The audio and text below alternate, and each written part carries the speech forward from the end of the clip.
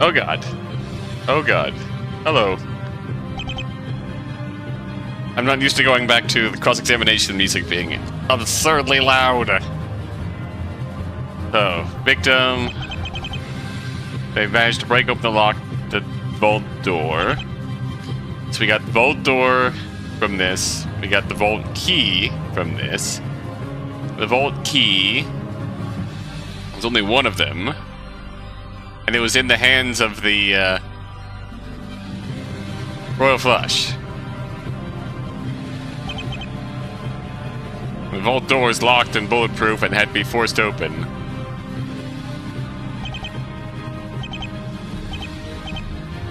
There was a defendant who had entered the vault before he broke in, but what happens if we present the key? Objection!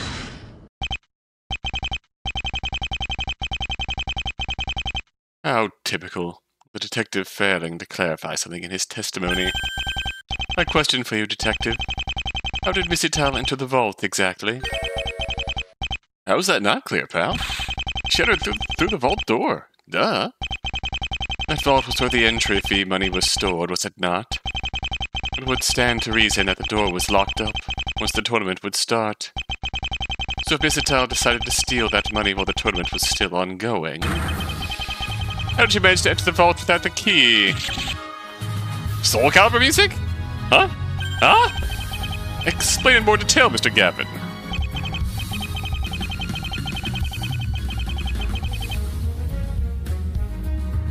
It is Soul Calibur music, right? It's gotta be from one of the newer games. I don't recognize this. Your Honor, we just learned that the only key to the vault was kept by the victim at all times.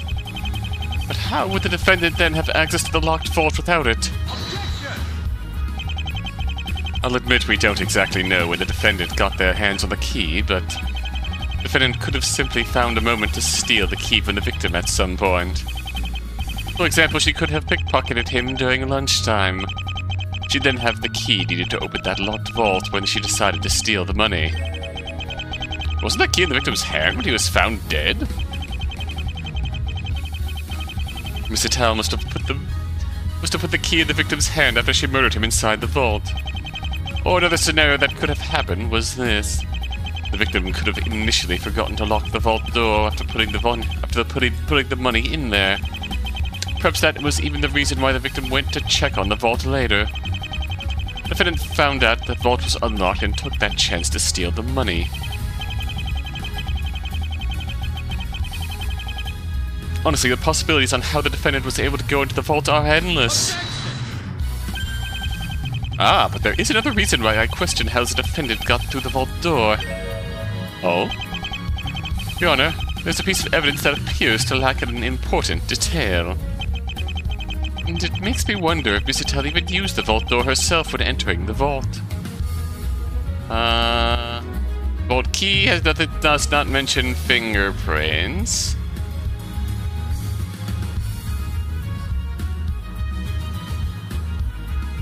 Oh, the vault door. The vault door that we got last episode has a list of fingerprints on it. Has a list of, people with fingerprints. People with fingerprints. Well said. Truly? Well then, Mr. Gavin. What makes you question that the defendant opened the vault door herself?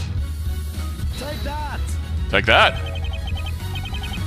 The vault door itself, Mr. Gavin? Your Honor, the prosecution claims that Miss Ital entered the vault to steal the money inside.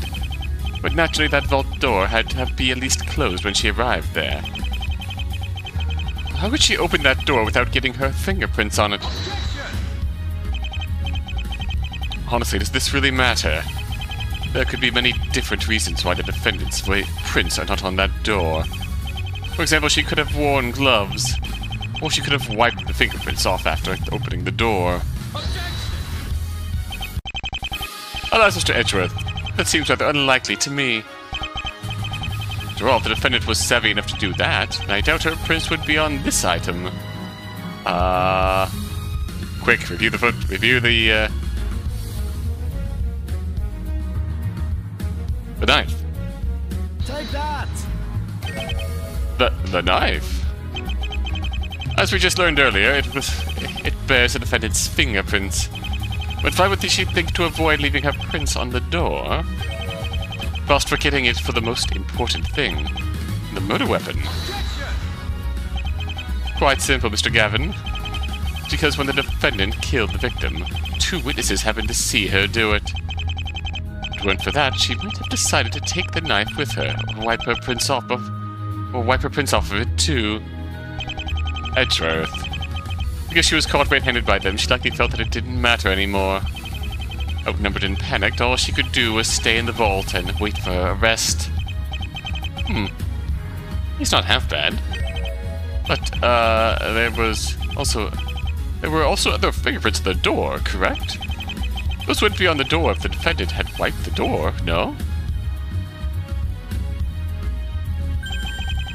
Not if the defendant wiped the door before the other prints got on the door handle, Your Honor. Fair point. Okay, that's a good point, Edgeworth. While the prosecution has given suitable potential answers to the defense's questions, I do find the combination of these product factors to be peculiar. Since we can't be certain how exactly the defendant entered the vault, perhaps we should explore that point further. Uh-oh. Edgeworth is activated.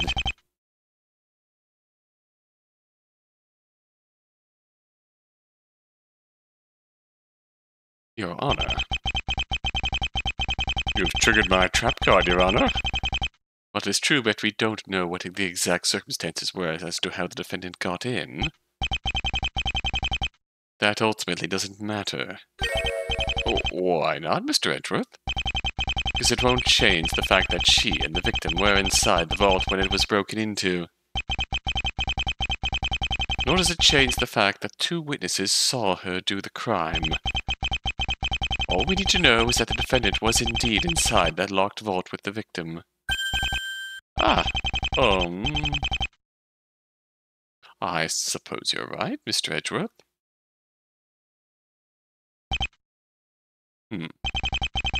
Edgeworth's not just in top form, he's even better than I remember. Why not pursue those points you made further, Kristoph?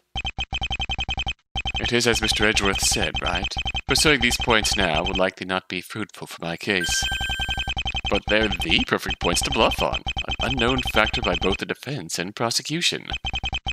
Pursuing them, you can really get the advantage on the prosecution's case. Right? A good defense is built on weakening the prosecution's case, not bluffing your way through. By asking the questions I did, I already planted the seeds of doubt I need to convince the judge. I did exactly all I needed to do as an attorney. Just leave it to me. I hope you know what you're doing, Kristoph. Very well, and perhaps it is time we heard these witnesses about what they saw. So, I'm done now? I don't get to say anything anymore? You haven't said anything since I pointed out the problem in your testimony. Mr. Edgeworth, you may call your next witness. Yes, Your Honor. Bailiff, please bring in the witness. Larry! Witness, state your name and occupation now. Edgy! How could you forget me, man? I thought we were longtime friends. Don't talk to me like you don't already know my name. Guy, Larry, not now, okay? Just state your name and occupation like I told you to. How about you say you're sorry for forgetting me first?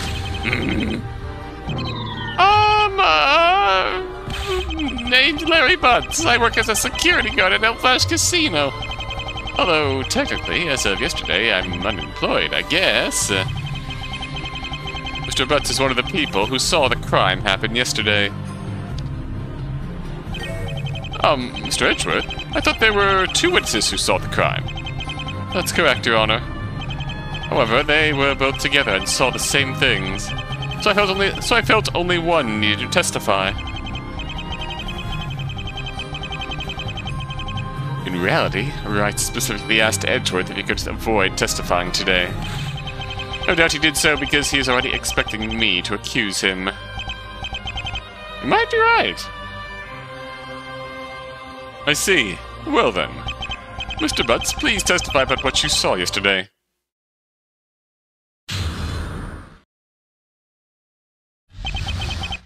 Seeing the murder happen. I was in the poker hall together with Dick, waiting for the semi-final poker match to start. And neither his opponent, Bethany, or the dealer, Mr. Elfash, ever showed up at the allotted time. The two of us went to the staff lounge to go look for them. When we got there, we saw Mr. Elfash inside the vault, begging us for help. Ah! We tried opening the door to save him, but we found out it was locked. And out of nowhere, Bethany stabbed Mr. Elfash in the back with a knife. Well, I do suppose this makes it clear that it was the defendant who did the crime. Witness, for the sake of clarity, would you point out where you saw the crime happen on this map? Let's see. I suppose it was kind of like, this. Victim killer. Mr. Elflash was closest to the door, and me and Nick were right in front of it in the staff lounge. And this Nick was one of the poker tournament contestants, I'm assuming. Yep, that's right. It seems His Honor hasn't figured out that Wright was involved in this crime yet. I think it would be good if this map page was submitted to the court as evidence. Seen a map? Oh, alright. So, what did you do after you saw all this happen? We called the police, of course. I understand the situation clearly now. Thank you. Mr. Gavin, please proceed with your cross-examination. It's going to be difficult to accuse Wright when he has such a strong alibi for the crime. So perhaps I should first see if I can make Miss Ital look more innocent first.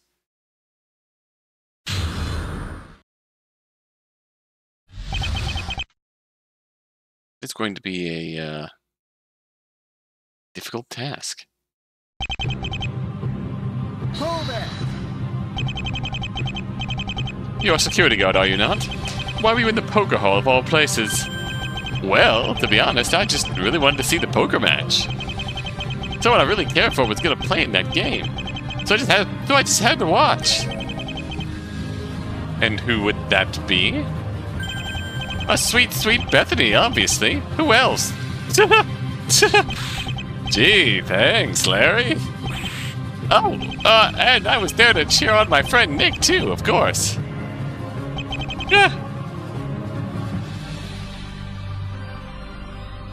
Hold it! So at what time was the poker match supposed to start? 2 p.m. if I remember right. When Bethany and Mr. Elflash weren't there 5 minutes later. Kinda got tired of waiting.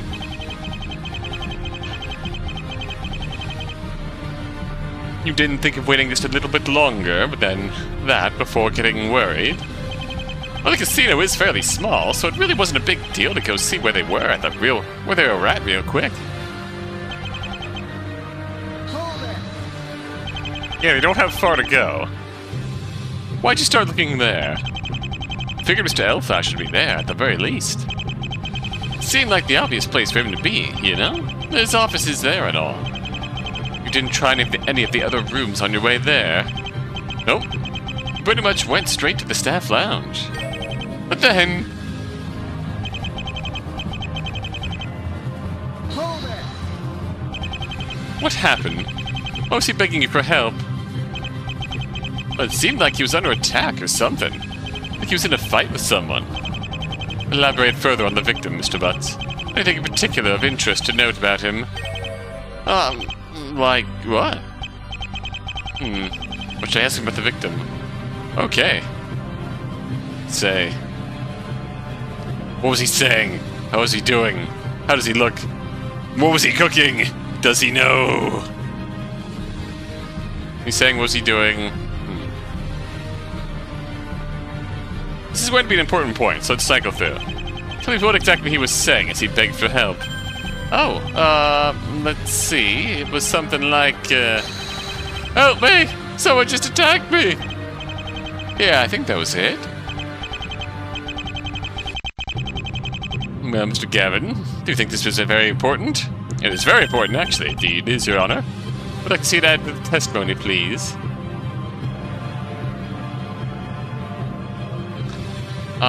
Is this soundproof? Oh, there's a large keyhole. There was a large keyhole in it, so it was probably not soundproof. As you wish, Mr. Gavin. Bend your testimony with this new shit. Ah, sure, I guess. Hold it. Was there anything else he said? I think there might have been. I don't exactly remember what, though. If you give me like 20 minutes, I can piece together what else he might have said. If the witness doesn't recall, then it can't have been too important. Indeed, how about you tell us what you did upon seeing this scene unfold? Hold it. What'd you do to try opening the door? Mostly just tried the door handle, really? With me and Nick gave it a try, but the door really would not budge at all. I'm not the person who carries the key for that door, so wasn't much either of us could do. I do suppose attempting to break it open was out of the question. Yeah, I mean, it's a steel vault door, you know? Custom made to be extra secure. The window is bulletproof. There's no way we'd be able to break that thing by ourselves. Even the police had to use special equipment just to break it open. So all we could do in that moment was look through the window. Hold it. Are you absolutely sure that it was the defendant who stabbed the victim? Yeah, I'm sure of it. I'm afraid so. It was a fair bit dark inside the vault, but we could even see the knife being lodged into the victim's back. Hold on now. How did you manage to see inside the vault clear enough if it was dark inside? Huh? Oh. Well, that's because the lights at the staff lounge was still on, you know? From that light, we could kind of see a little bit into the dark vault through the vault door and window. Alright. From that light, we could kind of see a little bit in the dark vault through the vault door window. So the light from the staff lounge shone into the vault. I see. Seemed to match up with what I remember seeing yesterday quite well. There might not be anything in this testimony that you can strike at directly. Not to worry, I'll still find something if I dig a little deeper. Because if I don't, this trial is very likely to end here already. Oh, that's it.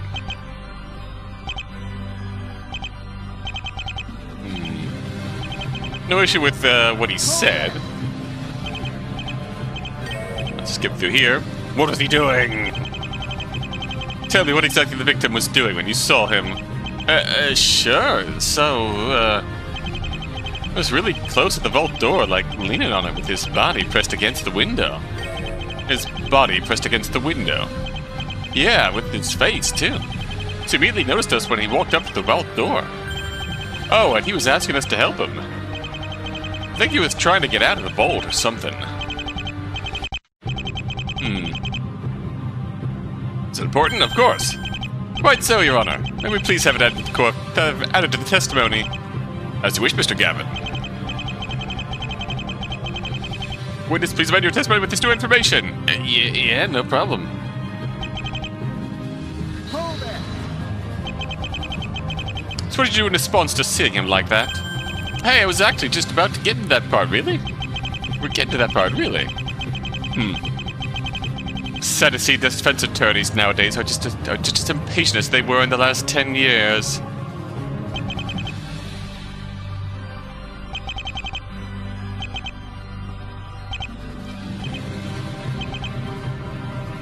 Oh, that got us another statement. Hold it. What'd you do to try opening the door? Mostly just tried the door handle, really. Me and Nick gave it a try, but the door really... is this back to...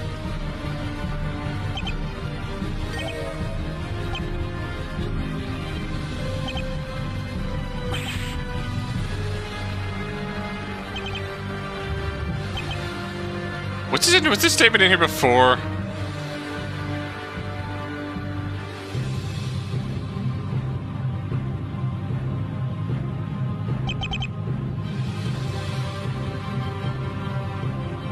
I'm just gonna try one thing. False. Would you look at that? A contradiction in the testimony.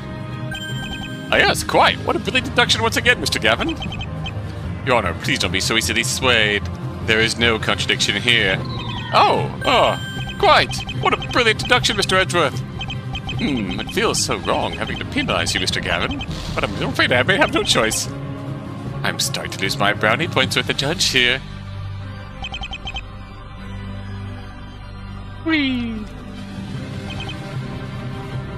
Hold it. Alright, let's find out what he was cooking. How'd he look? Tell me exactly what how the victim looked like during the moment you saw him. Okay, distressed, I guess. Like he was trying to escape from a fight he was in. Looked like his usual self otherwise.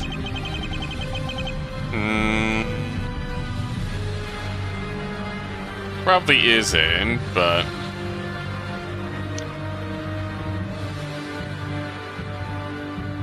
maybe this is important? He had a head wound? Certainly is, Your Honor. May we have it appended to the testimony, if you please? As you wish, Mr. Gavin. Alright, okay, sure. Hold it. And from who would the victim want to be running away from? And from who would the victim be wanting to run away from, you suppose? Come now, Mr. Gavin. From the defendant, of course. Yet doesn't that seem rather strange to you, Mr. Edgeworth? Mr. Elflash is much larger in size than the defendant. He'd easily be able to overpower her in a fight. It'd make no sense for him to run away. You forget, Mr. Gavin. The defendant would have this knife to aid her in combat. Of course, the victim would run away upon seeing her draw that knife. I suppose he's right about that. Okay, yeah, that's a normal statement. But I wonder if he noticed the head wound. False.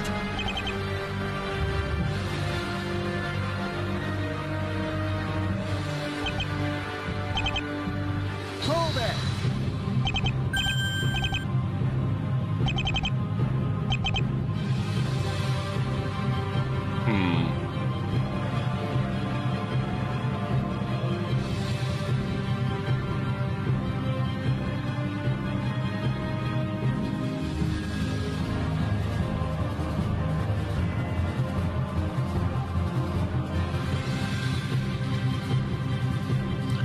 What can we see here?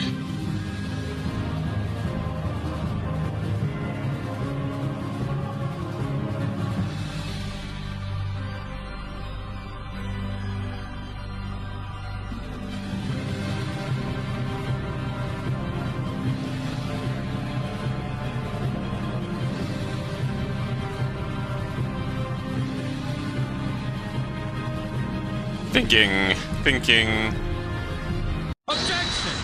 Alright, vault door works. That statement was very telling on what you truly witnessed, Mr. Butts. Hey, thanks. Just doing my civic duty here. Is something amiss, Mr. Gavin?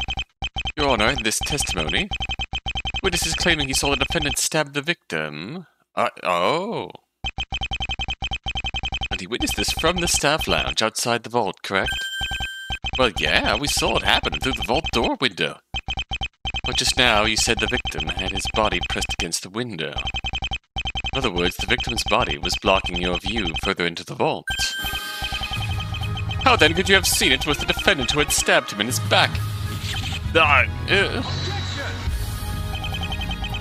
It doesn't take much to understand how the witness managed to see the defendant. He obviously saw her after the victim had fallen down from getting stabbed with a knife. But that's exactly the question, Mr. Edgeworth. Did the victim truly fall down after being stabbed? After all, the witness said the victim was leaning against the window. So, he might not have. We have a report from Detective Gumshoe that states the victim was found on the ground. The witness could definitely have seen Miss Attal right after she stabbed the victim. Actually, we didn't see Mr. Elflash fall down immediately after he got stabbed. There we go then. So how could you have seen the defendant stab the victim in the back? To be fair, I never said I saw Bethany stab Mr. Elflash, did I? I mean, it was really too dark to see that far into the vault, you know? What? What? What? Larry, that's not what you told us earlier. You said you saw the defendant stab the victim. What are you talking about, Edgy? That's not what I said at all. I said that Bethany stabbed Mr. I only said that Bethany stabbed Mr. Elflash, because I am sure that it had to have been her. What? What? I'm confused here. Order. Mr. Butts, such details should be mentioned in your testimony from the start. I like the rewinding. Hold it! Afraid so. It was a fair bit dark inside the vault, but you could even see the knife being lodged into the victim's back.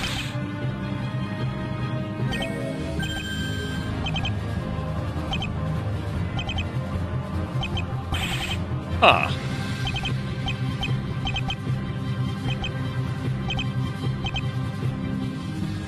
Hold it!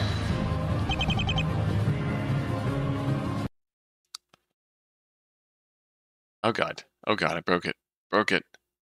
That's what I get.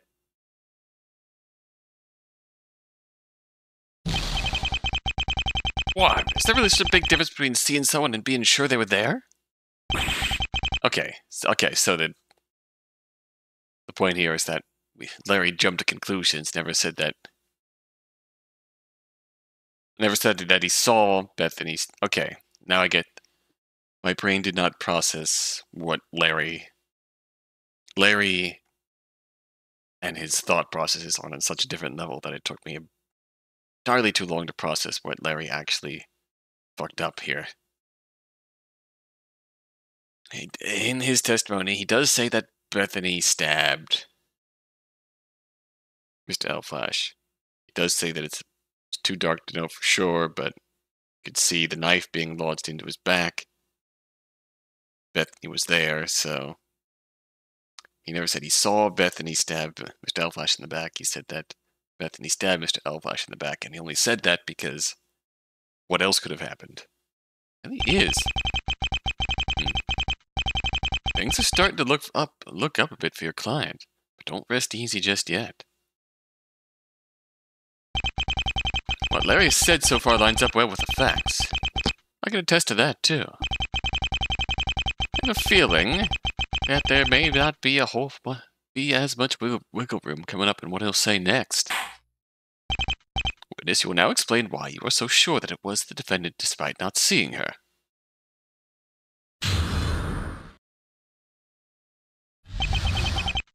Oh no, he's angry. Larry. Yeah, okay. I never said that. I never saw. It was Bethany who stabbed Mr. Elflash. The killer had locked the vault door from the inside right after Mr. Elflash came into the vault.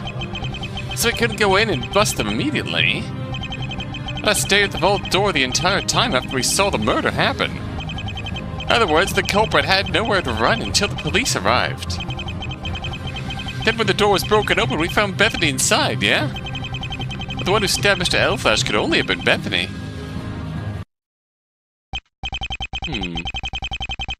Looks like not much has changed after all. The defendant still appears to be the only possible guilty party here, despite the witness never seeing her commit the crime clearly, of course. Mr. Gavin, your cross-examination, please. This witness right as a watertight alibi. At this rate, I'll never be able to come even close at pinning the crime on right. I need to discredit his testimony somehow, but that will be easier said than done. I have to find something significant in order to turn the situation around. Alright, let's do this.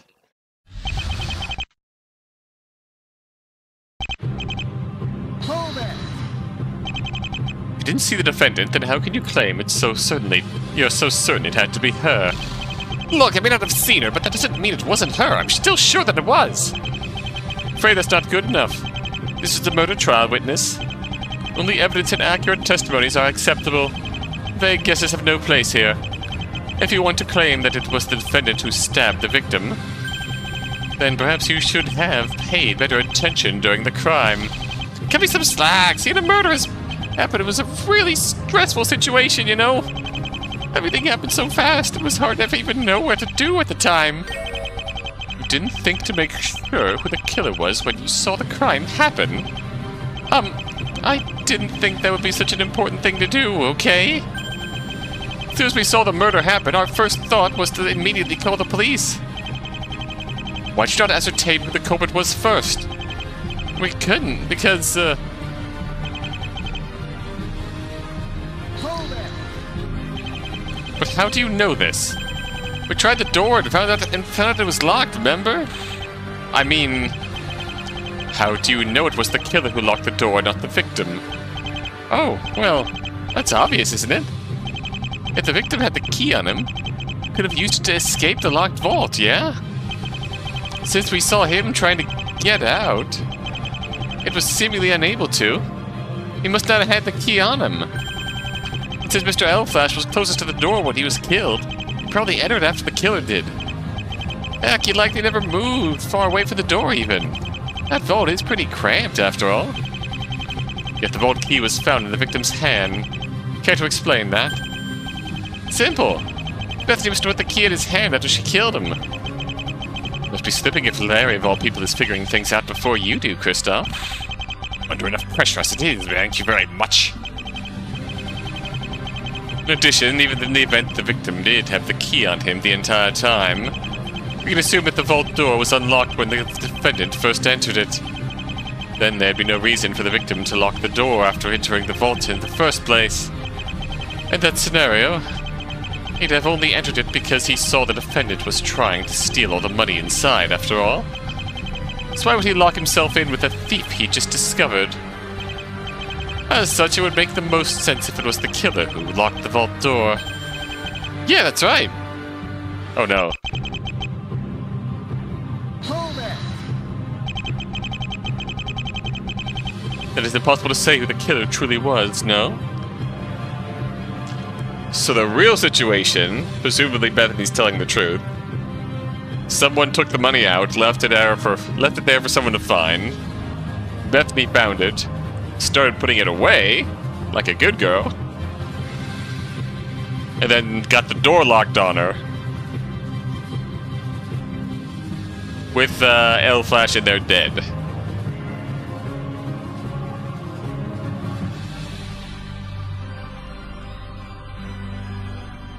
So in the scenarios Edgeworth is proposing,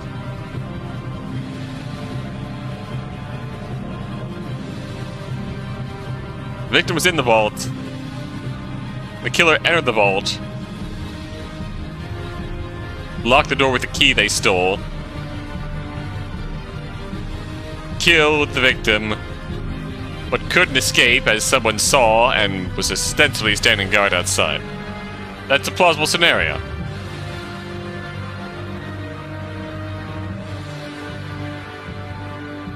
The alternate scenario where the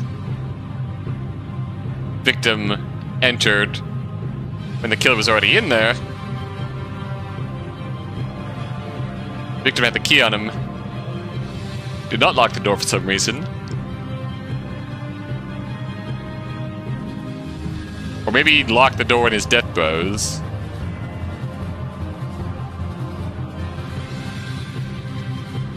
Like, I could see that also being a plausible explanation. He locked the door in his death throes. And that's what the whole flinging himself against the door was.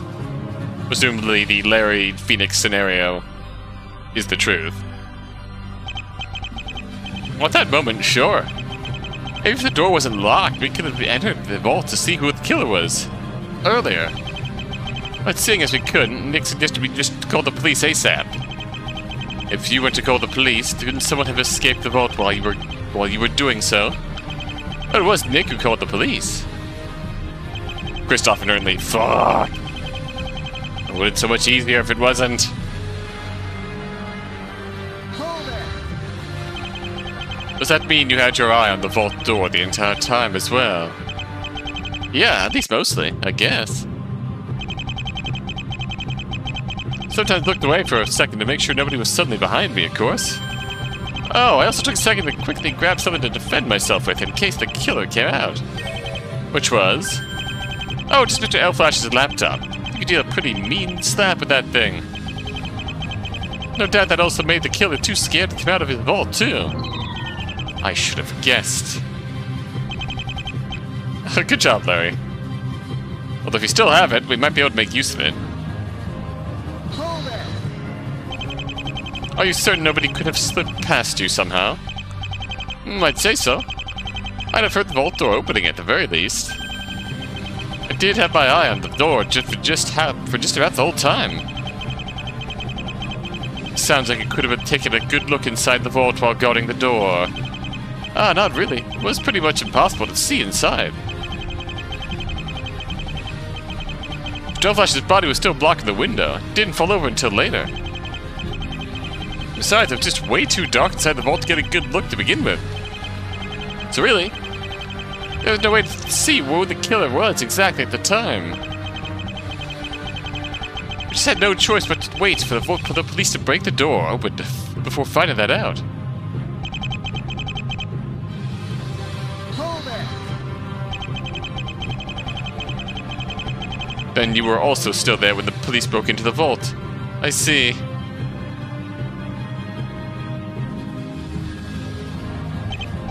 Well, duh. Where else would I go? It's not that I had anything better to do.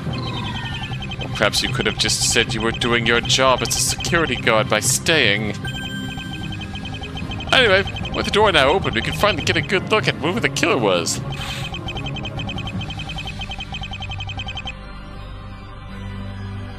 That's when I saw the only other person in the vault was Bethany. Hold it! They sound deduction. But earlier you stated that you never saw that it was Mr. Etyl who stabbed the victim. It could be possible that the one who stabbed the victim was somebody else, no?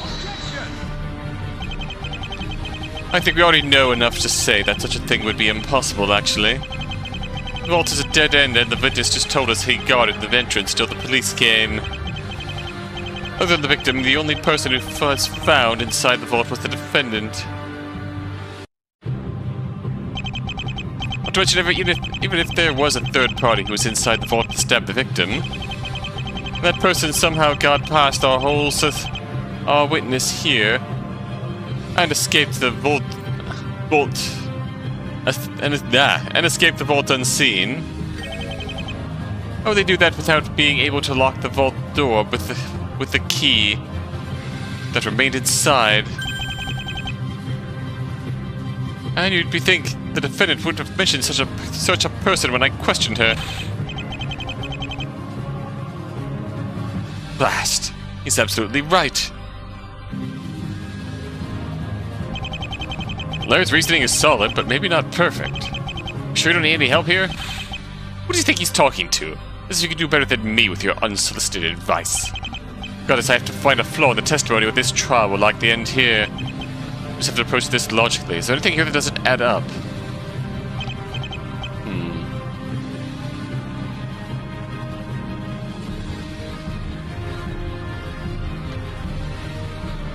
Okay, we looped. My mind just went blank there for a second. Vault door from inside.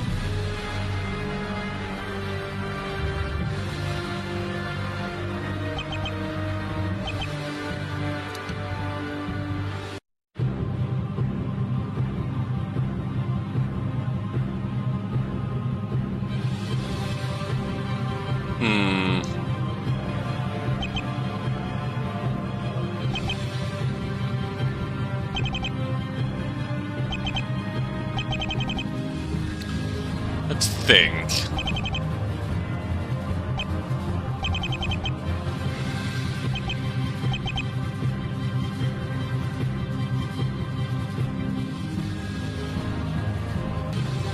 Okay, settling in on this part, Hold it. this testimony being the only real refutable part. The door found it was locked. Killer locked the door on the victim. Yeah, we had this discussion.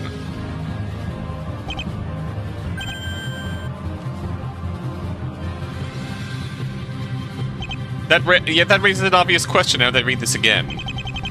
I don't know why my brain has been half dead reading this testimony, but in hindsight reading this, that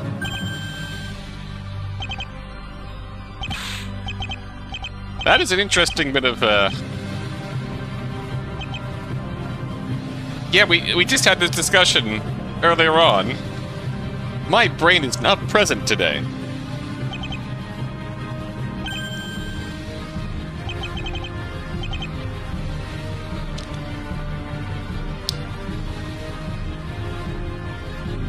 That creates an interesting series of circling each other.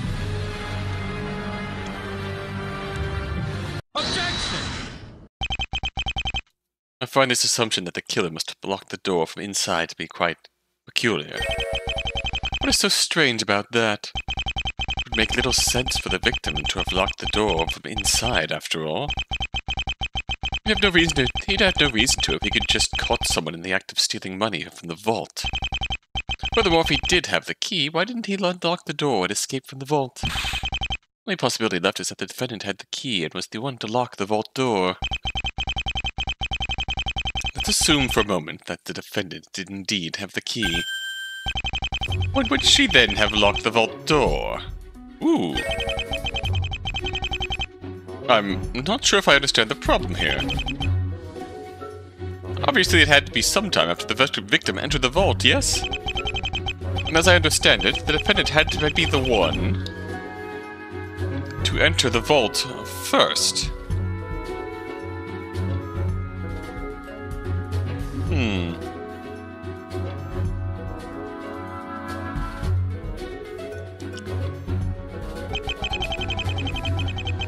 So the defendant had locked the door as soon as she entered the vault. The victim wouldn't have been able to enter it.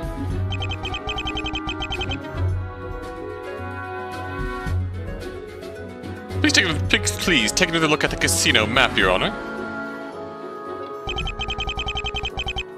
This is how the positions of the victim and killer were, correct? With the killer further to the back, and the victim closer to the door. Well, of course, if the killer entered the vault first and the victim second, and naturally the killer would be further back and the victim closer to the door. Precisely. However, the killer had locked the door after the victim came inside the vault. There would be an obvious problem preventing them from doing exactly that. What prevent the killer from locking the vault door, Mr. Gavin? It's the victim. Like I said, it would create this awkward bit of circling around each other to lock the door. Take that. And this is what the problem would have been. Namely, the victim would be standing in the way between the killer and the door. Oh, but couldn't the killer have gotten around the victim to lock the door or something? But that wouldn't make any sense, Your Honor. Why would the victim allow that to happen? He just caught someone in the act of stealing money from the vault, according to the prosecution. The victim would really have let the culprit past him so they could have locked the vault door. Likewise, the culprit's first instinct at being discovered wouldn't be to lock the door behind the victim. It would be trying to silence the victim, like the prosecution already suggested. But there lies another issue. If the culprit attacked the victim, their victim would be want to flee in response. However, the witness stated that the door was locked, which is why the victim was unable to escape. The culprit could not have locked the door yet if the victim had just entered the vault. If this all happened in the spur of the moment, the victim should not have had any trouble fleeing. Would just immediately be able to escape the vault without encountering a locked door. That is very strange indeed. When was this vault door locked and by who? I don't think we can move on until this issue is properly explained. Well, you did it, Kristoph. Nice work. That bit of logic couldn't have been easy to figure out. With Hobo Nick, it's hard to figure out if he's legitimately backing us, in this case, because we're doing something cool and unexpected, or if he is just being a sassy little shit. Or both. All in a day's work for me, right? Finding these kinds of logical issues is my speciality. This could put some heat off your client for the time being if Edgeworth can't counter it. Good. I can think of some ways to pin this crime on Wraith. Edgeworth could perhaps suggest that the victim and Miss Ital were as in collusion at first. Something like the victim and her agreeing to steal the money together. Then the agreement went away after they entered the vault together or the likes. However, I doubt he'd be able to prove that. Well, Mr. Edgeworth, do you have any ideas that could explain this contradiction? I must admit, that was an impressive move, Mr. Gavin. But not one who wasn't prepared for. Your Honor, naturally, the prosecution has an explanation for this problem. And what would that explanation be, then? The answer to that lies within the testimony of my next witness. As such, I would like permission to summon her to the witness stand. I see. Well, permission granted, Mr. Edgeworth. Another witness. Then that must be, I guess it couldn't be been that easy to get your client off the hook. Yeah. So it's gotta be Libby next, right? Prosecution calls Libby Toom to the witness stand. The pun here got explained in part 1 by the comments by the case writer, but your name and occupation, please. Right. The name of my character is Libby Toom. I'll be performing the role of witness for you today. Huh.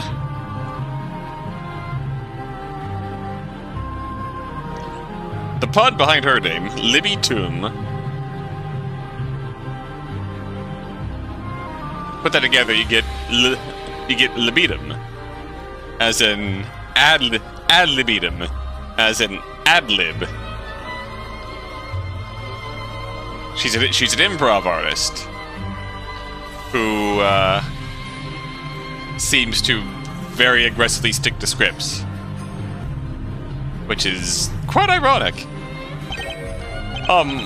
Yes, I understand that you're here as a witness, Miss Toom, but what is your occupation exactly?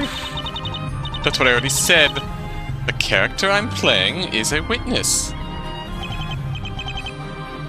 If I may, Your Honor. Miss Toom here is an actress. My apologies, she's a bit, eccentric. What? No, I played the role of actress yesterday. I said I was going to be a witness today. See, it even says so right here in the script. I'm a witness who's to give testimony in court. Fine, let's go with that then. Good to see some things rather never change in the courtroom, even after 7 years. Have we gotten an Edgeworth Nugo yet? Oh, I'm glad to see you again, Chrissy. Hope you rehearsed your lines well enough. Seriously, they involve a lot of whining, so you better give a convincing performance. Dang it. Just ignore her and don't let her get to you. There are too many people watching here right now. So, what is your witness going to be testifying about, Mr. Edgeworth? Miss Toom was another one of the poker tournament's contestants, Your Honor. After playing her semi-final match yesterday, she happened to see something very interesting. Something that will explain the contradiction Mr. Gavin put it out earlier. That sounds promising. Witness, you may tell us what you know. Mr. Edgeworth, a little help, please. Miss Toom, please, recite the lines you told me yesterday, if you would. Oh, that! You got it, Coach. You are something. You are something. I don't know what that something is yet, but you certainly are. After winning my semi-final poker match, me and Roy went to the staff lounge. There, Roy said he wanted to check up on the vault. I decided to go to the kitchen for a drink myself. Through a peephole in the kitchen door, I could see Roy opening the door to the vault. Wait.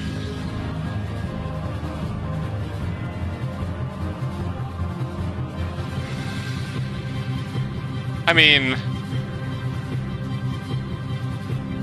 Okay, to be fair. You could, in theory, see that far back. That's still a bit much.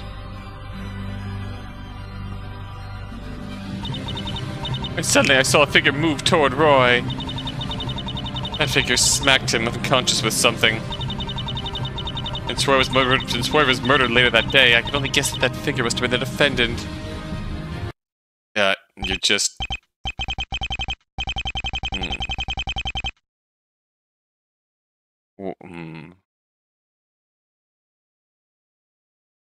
Somehow this makes Edgeworth's theory make less sense.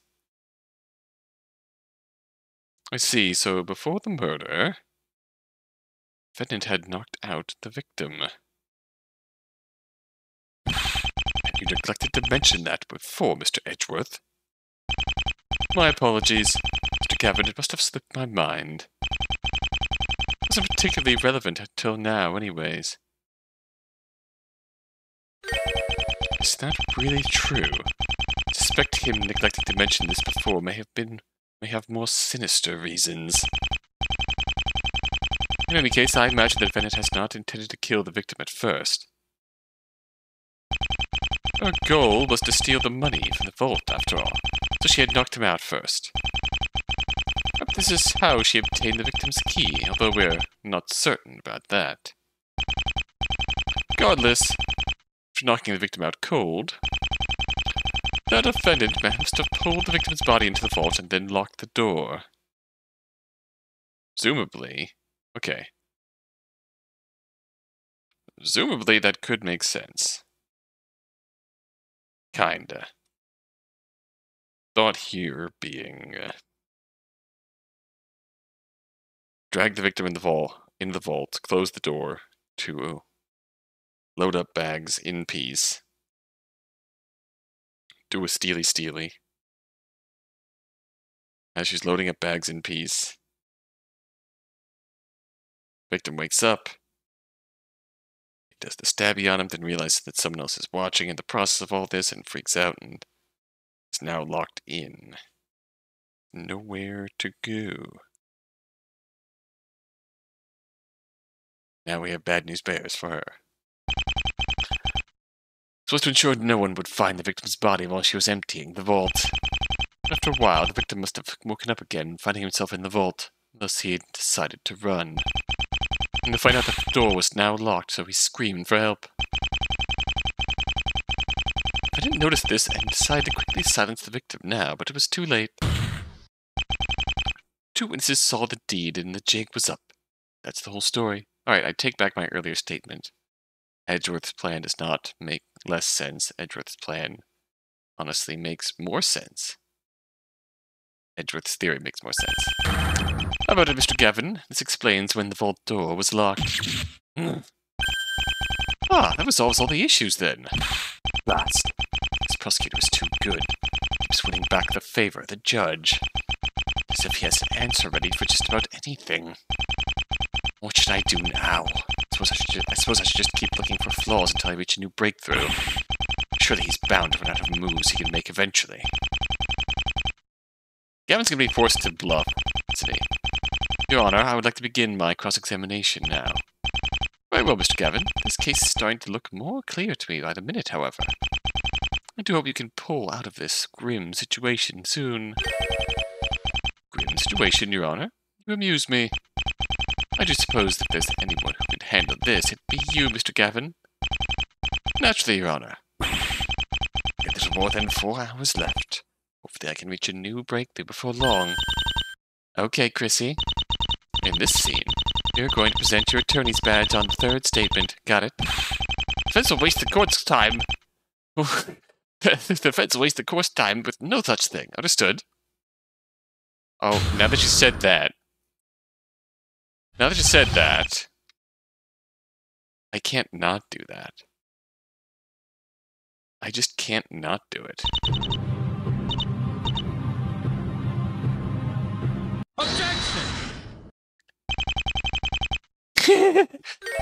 Mr. Gavin, what did you just do? What did you just present? Is that your attorney's badge?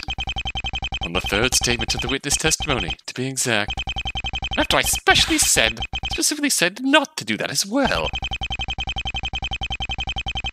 What am I doing? What a loser. Can't believe he actually did that.